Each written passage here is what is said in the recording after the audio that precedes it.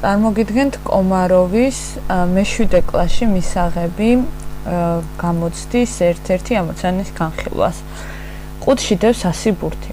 მათგან 20 წითელია, 20 ყვითელი, 20 მწვანე, 20 ლურჯი, დანარჩენი ზოგი შავია და ზოგი თეთრი. არ ვიცით რამდენია. რა მინიმალური რაოდენობის ბურთი უნდა ამოვიღოთ ყუთიდან მასში ჩაუხედავად, რომ მათ შორის აუცილებლად აღმოჩნდეს რომელიმე ფერის არანაკლებ 10 ბურთი.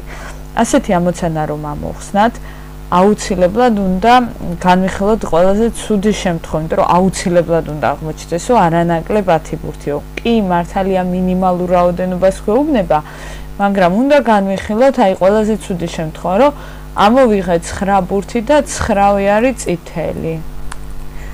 წითელი. მერე ამოვიღე შემდეგი 9 ბურთი და არის ყვითელი, ანუ არ ამოდის ეს მე-10 ფერი.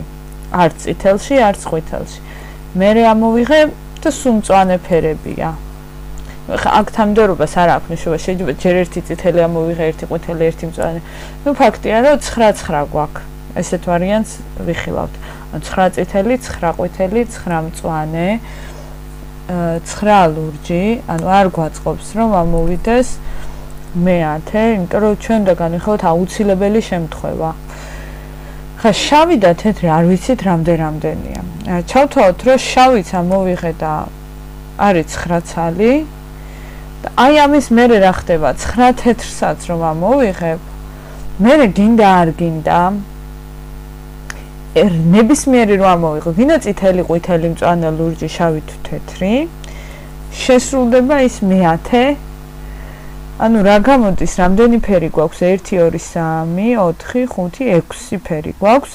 ანუ 6-ჯერ 9-ს რომ დავუმატოთ 1, აი ეს არის აუცილებელი მინიმალური რაოდენობა ბურთებისა, რამდენიც უნდა ამოვიღოთ, რომ გამოგვიდეს 10 ერთი ცალი ერთი ფერის ბურთი. ანუ ჩვენ რო თვალებდა ხუჭულმა, აი ამ 100 ბურთიდან 55 ცალი ბურთი ამოვიღოთ. ამ 55-ში აუცილებლად ვიპოვით 10 ცალ ერთი ფერის ბურთს. აი ასე იხსნება ეს ამოცანა. თუ რამე შეკითხვები გექნებათ, დაწერეთ კომენტარებში. მადლობა რომ გვიყურებთ.